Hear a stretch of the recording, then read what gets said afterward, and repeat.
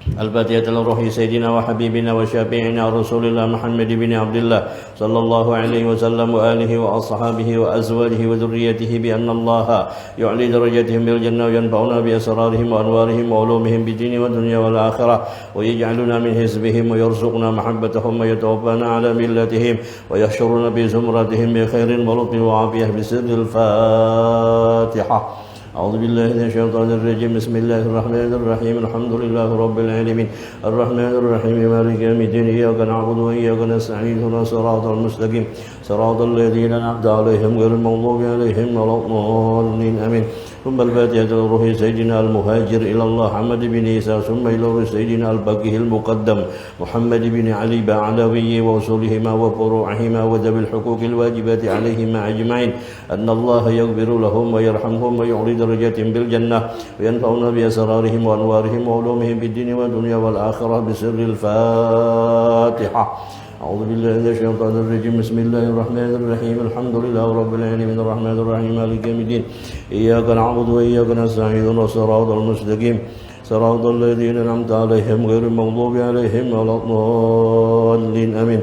ثم الفاتحة لروح سيدنا الحبيب عبد الرحمن ابن عقيل العطاس وابنه صاحب الراتب الحبيب عمر بن عبد الرحمن العطاس وإخوانه سيدنا عقيل بن عبد الرحمن وعبد الله بن عبد الرحمن وصالح بن عبد الرحمن وسيدنا الحبيب حسين بن عمر العطاس وإخوانه الجميع وسيدنا الحبيب علي بن حسن العطاس شاري هذا الراتب والشيخ علي بن عبد الله بارش شاري هذا الراتب أيضا وأصولهم وفروعهم وأهل تربهم وجميع الآخذين عن سيدنا عمر واللائذين به والمنتسبين إليه في جميع أقطار الأرض أن الله يغفر لهم ويرحمهم ويعلي درجاتهم بالجنة ويعيد علينا وعلى والدينا وأولادنا وذريتنا وتلاميذنا وجماعتنا وجميع جيراننا من أسرارهم وأنوارهم وعلومهم وبركاتهم بالدين والدنيا والآخرة بسر الفاتحة. أعوذ بالله من الشيطان الرجيم. بسم الله الرحمن الرحيم. الحمد لله رب العالمين الرحمن الرحيم مالك يوم الدين إياك نعبد وإياك نستعين صراط المستقيم صراط الذين أنعمت عليهم غير المغضوب عليهم ولا الضالين آمين. ثم الفاتحة إلى أوراح الأولياء والشهداء والصالحين والأئمة الراشدين ثم إلى أوراح والدينا وشيخنا وذوي الحقوق الواجبات علينا وعليهم أجمعين ثم إلى أوراح أموات هذه البلدة من المسلمين والمسلمات أن الله يغفر لهم ويرحمهم ويعلي درجاتهم بالجنة وينفعنا بأسرارهم وأنوارهم وعلومهم بالدين والدنيا والآخرة بسر الفاتحة. أعوذ بالله من الشيطان الرجيم. بسم الله الرحمن الرحيم. الحمد لله رب العالمين الرحمن الرحيم مالك يوم الدين إياك نعبد وإياك نستعين اهدنا الصراط المستقيم صراط الذين أنعمت عليهم غير المغضوب عليهم ولا الضالين آمين. بنية القبول وتمام كل سؤل ومأمول وصلح شأن ظاهرا وباطنا في الدين والدنيا والآخرة دافعة لكل شر جالبة لكل خير لنا ولوالدينا وأولادنا وأحبابنا وشيخنا في الدين مع اللطف والعافية وعلى نية أن الله ينور قلوبنا وقوالبنا مع الهدى والتقى والعفاف والموت على دين الإسلام والإيمان بلا مهنة ولا امتحان بحق سيدي ولد عدنان ولكل نية صالحة وإلى حضرة النبي صلى الله عليه وآله وسلم. الفاتحة. أعوذ بالله من الشيطان الرجيم. بسم الله الرحمن الرحيم. الحمد لله رب العالمين الرحمن الرحيم مالك يوم الدين إياك نعبد وإياك نستعين اهدنا الصراط المستقيم صراط الذين أنعمت عليهم غير المغضوب عليهم ولا الضالين آمين.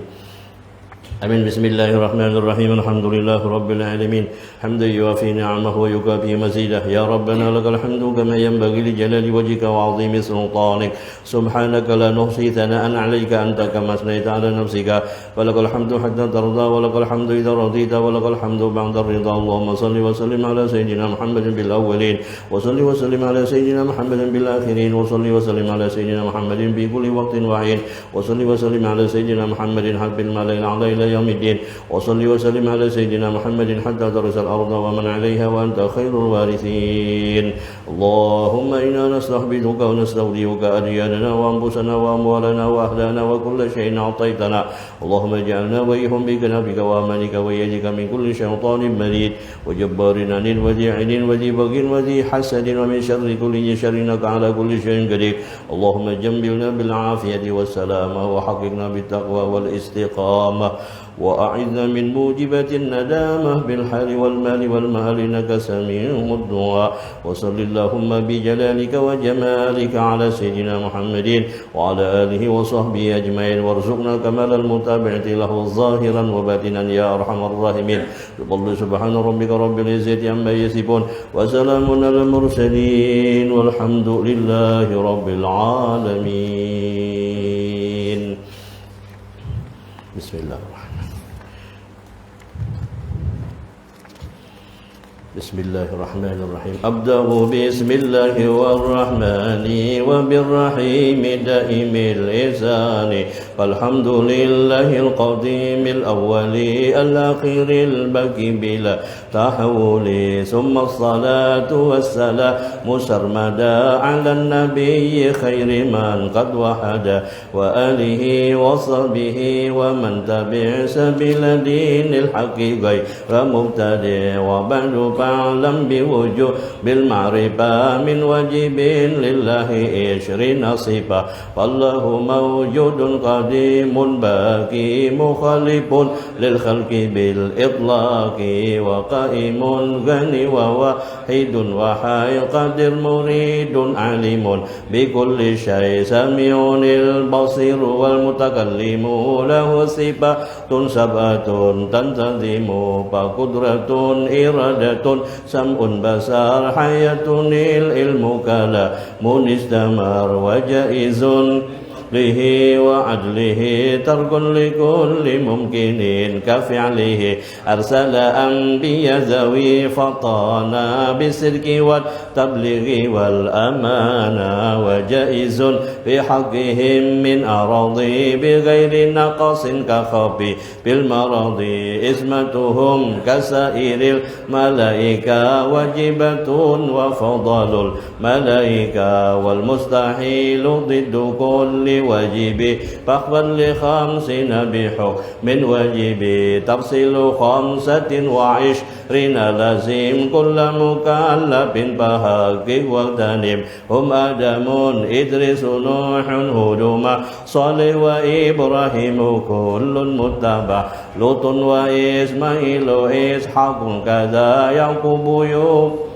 أيوب تدا شعيب هارون وموسى واليسع ذو الكفل داود سليمان اتبع إلياس يونس زكريا يحيى عيسى وطه ختيم دغيا عليهم الصلاة والسلام وآلهم مدمت الأيام، والملك الذي بلا أب وأم لا أكل لا شرب ولا نوم لهم، لابسل 10 منهم جبريل ميكال إسرافيل إسرائيل، منكر نكير ورقيب وكذا عتيد ملك ورضوان تذا، 4 من كتب تفصيلها توراة موسى بالهدى، تنزيلها زبور داود وإنجيل على عيسى، وفرقان على خير الملا، وصحب الخليل والكليم فيها كلام الحكم عليم، وكل ما أتى به الرسول فحقه التسليم والقبول، إيماننا بيوم آخر وجاء وكل ما كان به من العجاب، خاتمة بذكر الباقي الواجب مما على مكلف من واجب، تفصيله دون قد أرسل للعالمين رحمة، وفضل أبوه عبد الله عبد المطلب، وهاشم عبد مناف ينتسب، وأمه أمينة الزهرية أرضعته حليمة السعدية، مولده بمكة الأمينة، وفاته طيبة المدينة، تم قبل الوحي 40 وعمره قد جاوز 60 و7 أولاده ثلاثة من الذكور تفهم قاسم وعبد الله والطيب والطاهر بذين ذا يلقب أتاه إبراهيم من سريا فأمه مرية القبطية وغير إبراهيم من خديجة هم ستة فخذ بهم وليجا وأربع من الإناث تذكر رضوان ربي للجميع يذكرون الزهراء بعلها علي وابنهما سبطان لهم جليب زينب وبعدها رقية وأم كلثوم زكاة رضية عن 9 نسوة وبعت المصطفى خيرنا فاخترنا النبي المقتفى عائشة وحفصة وسودة سبية ميمونة ورملة هند وزينب كذا جويرية للمؤمنين أمها مرضية حمزة عمه وعباس كذا عمته صفية ذات اهتدى وقبل هجرة النبي الإسراء من مكة ليلا لقدس يدرى وبعد إسراء أروج للسماء حتى رأى النبي يرى بل كلم من غير كيف وانحصار وابترت عليه 5 بعد 50 فراد وبلغ إسرائيل وفرض 5 بلا امتراء قد فاز صديق بتصديق له وبالعروج صدق فأهله وهذه عقيدة مختصرة وللعوام سهلة ميسرة نظم تلك أحمد المرزوق من ينتمي للصديق المصدوق والحمد لله وصلى سلم على النبي خير من قد علم والآل وصحبه وكل مرشد وكل من بخير هدي يقتدي وأسأل الكريم إخلاص الأعمال ونفع كل من بها قد اشتغل أبيتها ميز بعد الجمل تاريخها لحي غر جمل سميتها عقيدة العوام من واجب في الدين بالتمام وصلى الله على سيدنا محمد وعلى آله وصحبه وسلم والحمد لله رب العالمين.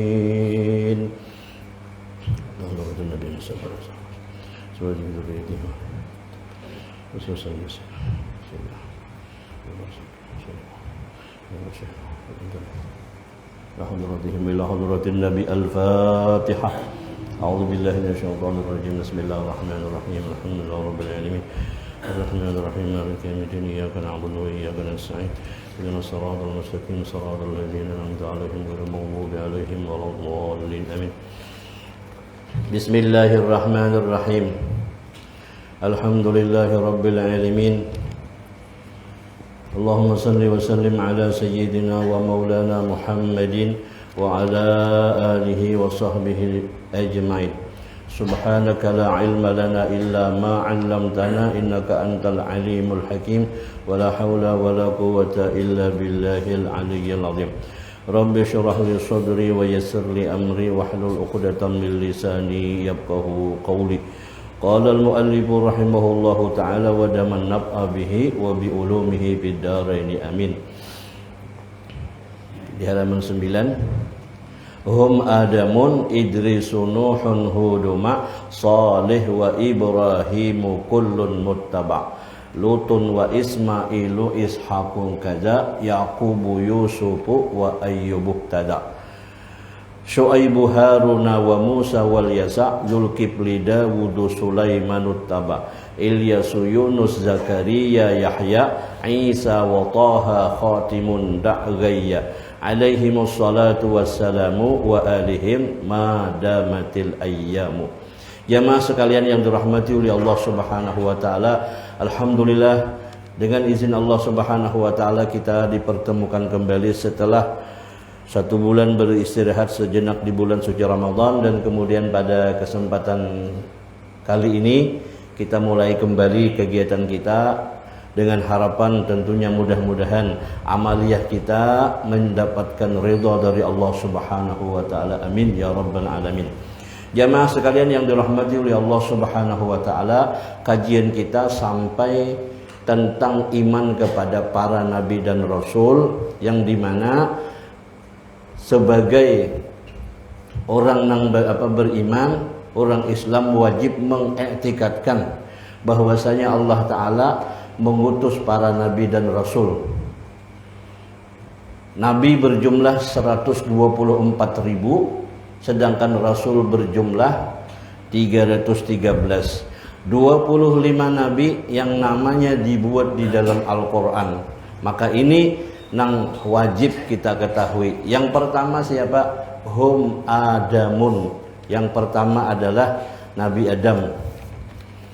Nabi Adam ini adalah manusia pertama.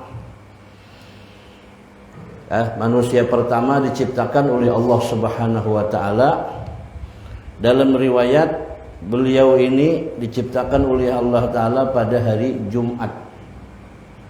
Jadi hari Jumat. Dan Nabi Adam juga diturunkan ke bumi, dikeluarkan daripada surga, itu pada hari Jumat juga. Kemudian beliau wafat pun juga pada hari Jumat. Nabi Adam diciptakan oleh Allah Subhanahu wa taala di dalam surga seorangan, kada berkawan. Ini menunjukkan kekuasaan Allah Subhanahu wa taala, bahwa Allah Ta'ala mampu kuasa menciptakan manusia tanpa melalui ayah dan ibu. Itu Nabi Adam. Adapun Allah Ta'ala menciptakan seorang perempuan tanpa melalui seorang ibu, itulah Siti Hawa. Kada ada ibunya? Ada. Kemudian Allah Ta'ala menciptakan Nabiullah Isa alaihi salam, dilahirkan ke permukaan bumi tanpa melalui seorang ayah. Ibunya ada, bapaknya kada ada. Ini Nabi Isa. Jadi Nabi Adam ini seorangan di dalam surga. Maka ketika di dalam surga, Nabi Adam berjalan-jalan melihat ke pintu surga ada tulisan La ilaha illallah Muhammadur Rasulullah. Melihat ke ke pohon kayu, di dalam di pohon kayu daun-daunnya itu tertulis La ilaha illallah Muhammadur Rasulullah. Ujar Nabi Adam, mun Allah Ta'ala ini aku sudah kenal, tapi Muhammad ini siapa? Nah, lalu di situ Nabi Adam munajat kepada Allah Subhanahu wa taala, meminta penjelasan siapa yang dimaksud dengan Muhammad sallallahu alaihi wasallam. Nah, lalu dipadahkan, diwahyukan oleh Allah Subhanahu wa taala kepada Nabi Adam, ujar Allah Ta'ala, wahai Adam, namanya Muhammad itu belum ada, belum diciptakan, masih berbentuk roh, masih berbentuk roh. Nah, jadi ujar Nabi Adam, bisalah kau melihat dahulu. Jadi Allah Ta'ala bisa aja. Caranya kayak apa? Maka Nabi Adam disuruh mendampingakan ibu jari ini. Lalu dikecup, dilihat, ditampilkan oleh Allah Ta'ala melalui ibu jari ini. Jika bahasa kita nih, tampilan gambar Nabi Muhammad itu ada. Maka Nabi Adam saking sayangnya, saking cintanya, melihat itu langsung sidin mengucup.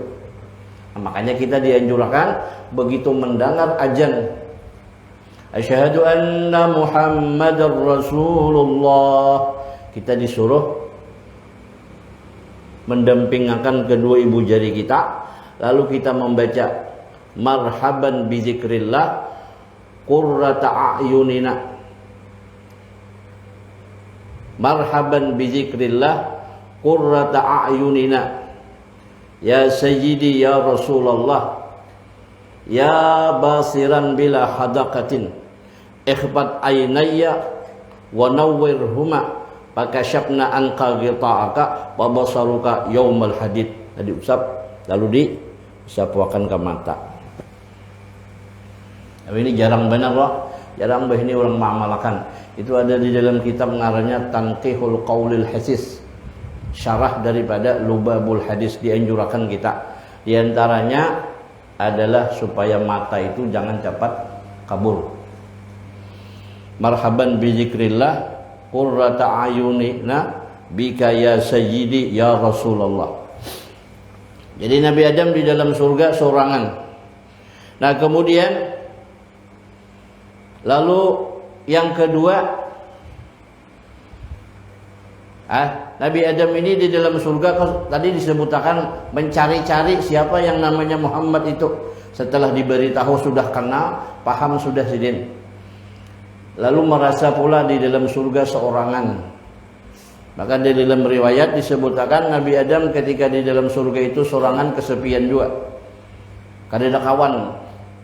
Pian bayangkan saja surga nang lebarnya selebar langit dan bumi, sorangan saja. Kada ada kawan curhat, kada ada kawan bepandir. Walaupun tersedia macam-macam, maka Nabi Adam hendak juga kepingin juga berkawan. Di waktu Nabi Adam tertidur, maka Allah ciptakanlah pasangannya, yaitu Siti Hawa yang diambil daripada tulang rusuk nang bengkok tadi. Begitu Nabi Adam bangun, biasa kalau orang ujar guru bahari, kami waktu belajar tafsir Jalalain disebutkan Nabi Adam tuh bangun guring tuh menguliat. Tahu menguliat pula. Mbah menguliat itu tak andaklah tangan nih ketumbuh Nabi siapa? Siti Hawa. Takjub sih melihat ada kawan guring.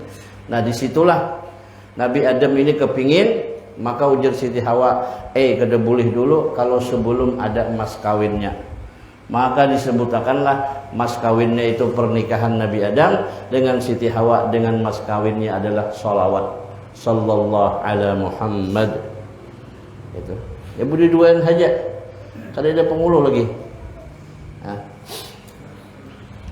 Jamaah sekalian yang dirahmati oleh Allah Subhanahu wa taala. Lalu Nabi Adam ini di dalam surga tinggal ada persyaratan yang harus dipenuhi, yaitu jangan mendekati sebuah pohon yang disebut dengan di dalam Quran syajaratul khuldi. Bahasanya seperti itu. Tetapi karena dibujuk dan dirayu oleh iblis, maka akhirnya terpengaruh juga. Yang pada akhirnya Nabi Adam diberikan sanksi, dikeluarkan daripada surga. Tadi disebutkan diturunkan ke bumi pada hari Jumat. Tetapi hikmahnya Nabi Adam dikeluarkan dari dalam surga itu banyak sekali. Banyak, luar biasa. Kemudian Nabi yang berikutnya adalah yaitu Nabi Idris. Beliau ini adalah keturunan Nabi Adam yang ketujuh. Jadi sudah ketujuh. Nama Nabi Idris yang sebenarnya adalah yaitu Akhnuh. Kenapa digeleri Nabi Idris? Karena beliau itu suka membaca. Suka membaca. Yang dibaca beliau adalah beliau membaca dan mempelajari sahifah-sahifah yang Allah turunkan kepada baik kepada Nabi Adam, baik kepada Nabi Syis dan kepada beliau sendiri. Jadi karena banyak membaca, alimnya luar biasa. Sampai di dalam riwayat ada di dalam disebutkan bahwa Nabi Adam, Nabi Idris ini beliau berada di langit yang keempat. Ada yang dalam riwayat seperti itu, tapi ada yang mengatakan beliau ada di dalam surga. Karena beliau akrab benar dengan malakal maut, bakawan.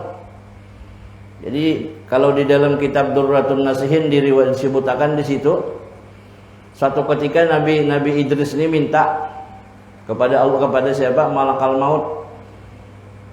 Minta apa? Merasai mati. Jadi ujar malakal maut kada bisa, muka diizin Allah Ta'ala kematian itu. Ujar Nabi Idris, malakal maut, coba minta izin lawan Allah Ta'ala. Diminta, dikasih izin. Nah, lalu Nabi Idris ini merasai mati. Tapi sebelumnya itu sidin berpadah juga, malakal maut, ini aku nih percobaan mati lah. Mencabutnya nah jangan terlalu kancang behemat, jangan. Kita kan bakawan. Ini jaka kita kayak misalkan kayak itu nih bakawan lawan malakal maut, nyaman benar deh. Wah, pelan-pelan belah, nyaman lah. Nah, makanya salah satu di antara hamba Allah Ta'ala, entah di mana ambilannya kada paham juga kita, ujar sidin rancak-rancak dia berkirim salam melawan malakal maut. Rancaki berkirim salam, rancaki berkirim Fatihah. Namun sudah saling kenal mengenal tuh kaji, rasanya kan mungkin begencang bah menarik tuh. Ayah Nabi Ibrahim didatangi oleh malakal maut. Ujian Nabi Ibrahim, mabai kamu datang ke sini? Hendak berjalanan hajakah atau hendak mencabut kah? Ujian malakal maut dua-duanya. Berjalanan ia juga behilang, tapi ada pun disuruh oleh Allah Ta'ala hendak mencabut. Jadi ujar siapa Nabi Ibrahim, kamu tahu kada, aku ini kekasih Allah Ta'ala, masa Allah Ta'ala mencabut lagi?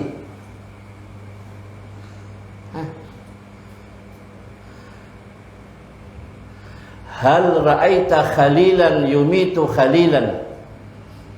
Ujar Nabi Ibrahim, apakah ada seorang kekasih itu mematikan kekasihnya?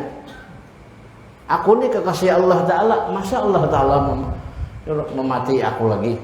Kan sudah diberi roh nih. Jadi malakal maut ini kada kau menjawab. Ujar malakal maut bujur inya nak. Lalu laporan lawan Allah Subhanahu wa Ta'ala, ya Allah, hambamu Ibrahim kada kawa dicabut rohnya. Kenapa? Ujarnya, masa kekasih mematii kekasih. Jadi ujar Allah Ta'ala, wahal malakal maut, sampaikan dia lawan Ibrahim tu, hal ra'aita khalilan yakrahu ayyalqa khalilan. Padahal kan lawan Ibrahim, apakah ada seorang kekasih yang tidak suka ketemu dengan kekasihnya? Kan orang tuh kalau ada yang dikasihi pasti hendak terus bertamuan lah. Nah ujar Allah Ta'ala, padahal kan aja wahai malakal maut, apakah ada seorang kekasih yang tidak mau ketemu dengan orang yang dikasihi? Berangkat malakal maut datang kepada Nabi Ibrahim. Akhirnya disampaikan, ujar Nabi Ibrahim, apa pula datang ke sini? Ada pesan dari Allah Ta'ala. Apakah ada seorang kekasih yang tidak mau bertemu dengan kekasihnya? Nah, jadi ujar siapa? Ujar Nabi Ibrahim, kalau begitu aku kan bisa dicabut bulik seorang aja.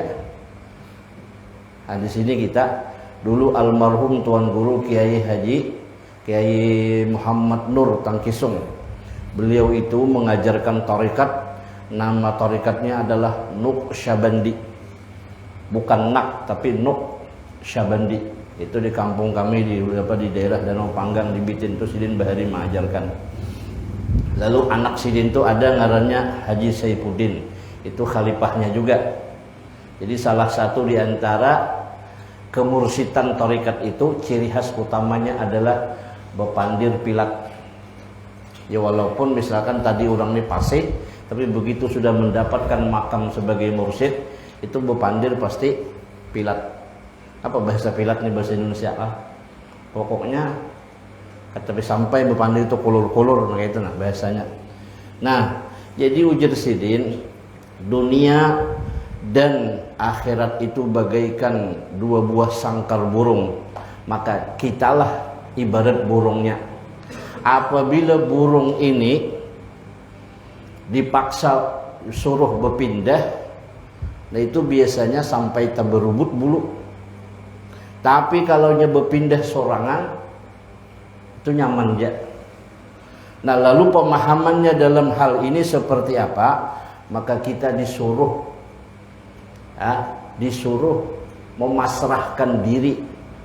Makanya di dalam Sayyidul Istighfar disebutkan, Allahumma anta rabbi la ilaha illa anta khalaqtani ana abduka wa ana ala ahdika wa wa'dika mastata'tu. Ini bentuk pengakuan kita, kepasrahan kita kepada Allah Subhanahu wa taala. Ya Allah, Engkau adalah Tuhanku. Aku adalah hambamu. Aku hidup adalah meniti janji baikmu dan meniti janji burukmu. Mastata'tu, aku tidak ada kemampuan, aku tidak ada kekuasaan. Kita hendak guring berpadah lawan Allah Taala. Kalimat yang dipakai, ucapan yang kita suarakan adalah, ya Allah, jangankan batang tubuh ini, roh kita ini pun sesungguhnya adalah milik Engkau ya Allah. Maka di dalam doa itu disebutkan, kalau Engkau ya Allah wafatkan pada kesempatan malam ini, maka ampunilah dan kasih rahmat. Kita serahkan diri kita kepada Allah Subhanahu wa taala. Supaya apa? Supaya kita nyaman, kada terbebani, kada berpaksaan. Nah, mudah-mudahan kita bisa merasakan, bisa mengamalkan bentuk daripada penyerahan kita kepada Allah Subhanahu wa taala. Maka di dalam Ratibul Atas tadi disebutkan apa? Taibun ilallah, taibun ilallah, taibun ilallah. Kembali kepada Allah taala, balik lawan Allah taala, kembali. Jamaah sekalian yang dirahmati oleh Allah Subhanahu wa taala. Maka Nabi Idris tadi, Nabi Idris, beliau adalah masuk ke dalam surga. Bahkan ada yang mengatakan di dalam riwayat beliau berada di langit yang keempat, atau ada yang mengatakan di langit yang kelima. Kemudian Hudun, Nabi Hud, beliau adalah keturunan yang ke-10 daripada Nabi Adam, atau keturunan ketiga daripada Nabi Idris. Kemudian yang keempat adalah Nabi Hud. Beliau adalah putra daripada Abdullah bin Rubah bin Hulud bin Aus bin Irmi bin Salih bin Arpahsyad bin Sam bin Nuh bin Adam. Beliau adalah diutus oleh Allah Subhanahu wa taala kepada kaum Ad yang terkenal ahli dalam bidang bangunan. Mereka dibinasakan oleh Allah Subhanahu wa taala dengan angin yang sangat kencang dan yang sangat dingin selama 7 hari 7 malam. Mereka kemudian karena mereka menentang atau tidak mau mengikuti seruan ataupun ajakan Nabi Nuh, sedangkan Nabi Nuh bersama orang-orang yang beriman kepada Allah, mereka itu selamat karena mereka diperintahkan oleh Allah taala mengungsi sebelum siksaan itu diturunkan. Sedangkan usia Nabi Nuh adalah 472 tahun dan beliau meninggal di Hadramaut, Yaman, dan dimakamkan di sana. Jamaah sekalian yang dirahmati oleh Allah Subhanahu wa taala. Kemudian nabi yang kelima adalah Nabi Saleh. Wallahu alam. Al-Fatihah. A'udzu billahi minasyaitonir rajim. Bismillahirrahmanirrahim. Alhamdulillahirabbil alamin arrahmanir rahim maliki yaumiddin. Iyyaka na'budu wa iyyaka nasta'in. Shiratal mustaqim. Shiratal ladzina an'amta 'alaihim ghairil maghdubi 'alaihim waladdallin. Amin. Bismillahirrahmanirrahim. Alhamdulillahirabbil alamin. Allahumma shalli wa sallim 'ala sayyidina wa maulana Muhammadin wa ala alihi washabbihi ajmain. Rabbana anfa'na bima 'allamtana wa 'allimna ma yanfa'una wa zidna ilma. Walhamdulillahi ala kulli hal wa na'udzubika min kulli hali ahlina bi rahmatika ya rahim wa ghaffar. Wa sallallahu ala sayyidina Muhammad wa ala alihi washabbihi wasallam. Alhamdulillahi rabbil alamin.